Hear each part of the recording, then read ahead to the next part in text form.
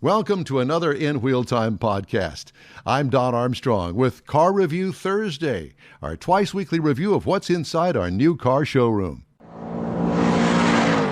Time for the 2020 Toyota Tundra. Available trim levels are the SR, the SR5, the Limited, the Platinum, the 1794 edition, and the TRD Pro. That's a lot of editions. I had the 1794 Crewmax 4x4. This is considered by your government as a standard pickup truck, half-ton model, by the way. Now, it comes in a double cab or a crew cab or a Crewmax cab. It also has 3 bed lengths depending on the cab size that you get.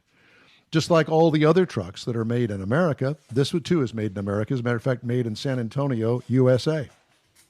But it has a lot of options, and that's why so many trucks are so popular these days, because you can customize the truck to the way that you want it. And you don't need to pay for any more, any less. If you're going to pull something, you take that into consideration. If you're going to haul big loads, you got to take that into consideration. If you're going to haul the family, take that into consideration before you choose on what size cab you're going to need and what size bed length you're going to need. This really hasn't had many changes over the past year. This is the second generation Tundra that's currently out, and it was first made in 2007. Can you believe it's been out Been since that 07? long? Wow. Yeah. And it's been in production in San Antonio the whole time. Correct. It has.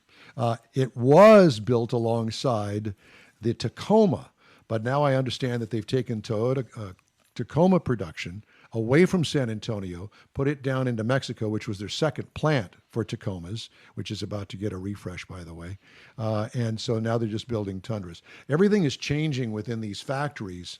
You know, they don't necessarily have to build just one vehicle in the factory. They can build multiple on the same production line. So that's where they're headed. Anyway, exterior features. Sharp-looking grille and front lighting on it. Attractive wheel options, especially in the upper trim levels.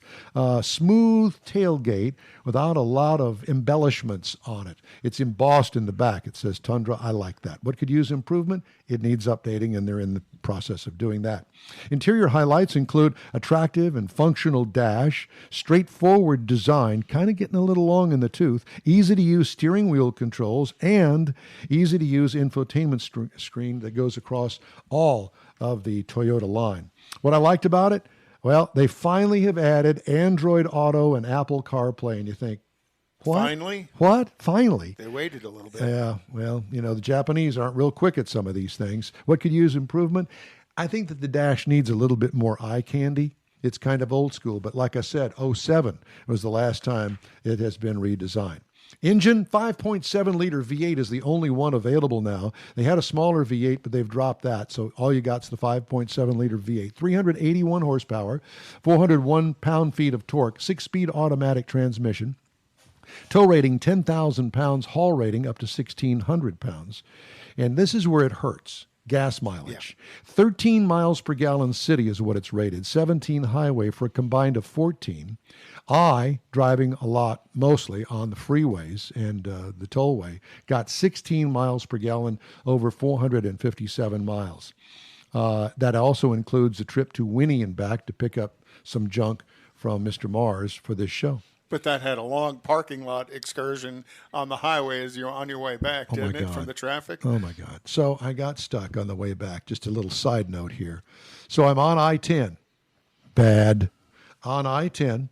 And over the San Jacinto River, that horrible bridge that needs to go away, that everything in his mother hits, well, somebody hit the back of a moving roadwork crew. Okay? You know, the big, huge trucks that have the barrels that come down in the back so you don't hit the crew, you hit the truck instead.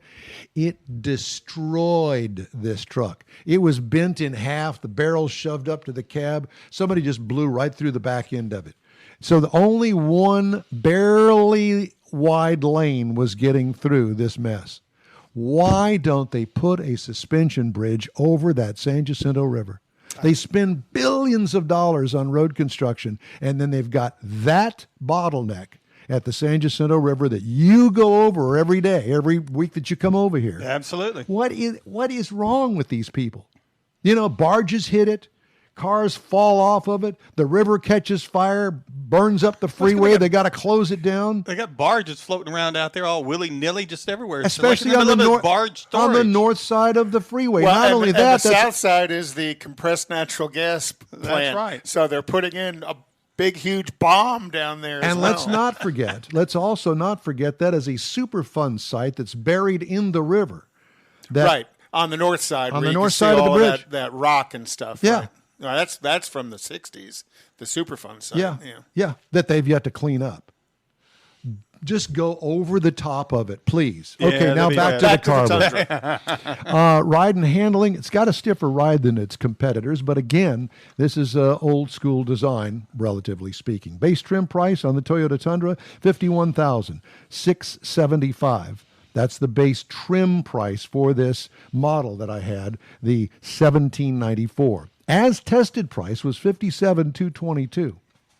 If you want to get in a Tundra, it's going to cost you $33,575. That's the base sticker price on it. Competitors, the Ford F-150 base price is $28,745. Chevy Silverado 1500, $28,300. The Ram 1500, couple $1,000 more at $32,145. And that's the review of the Toyota Tundra 1794. I've got a couple of my guys at work drive the Tundra and love it, but they have the same complaint you did, in that it is a gas hog. Yeah, it is horrible fuel economy. Yeah, and there's no need for that these days. Seriously, I mean, it's come a long way. Right. Or it should have. The technology has changed where they don't offer a diesel, for one. Well, they also don't offer cylinder cancellation like the Ram does and the GM products do. And the Ram's got the Eco Torque thing right. that increases gas mileage. And you look at Ford has gone to the EcoBoost twin turbo V6 to get some fuel economy out of it as well. Yeah, there's that. Hey, thanks for checking us out. In Wheel Time is streamed on Facebook and YouTube and is broadcast every Saturday in Houston on ESPN 97.5 FM.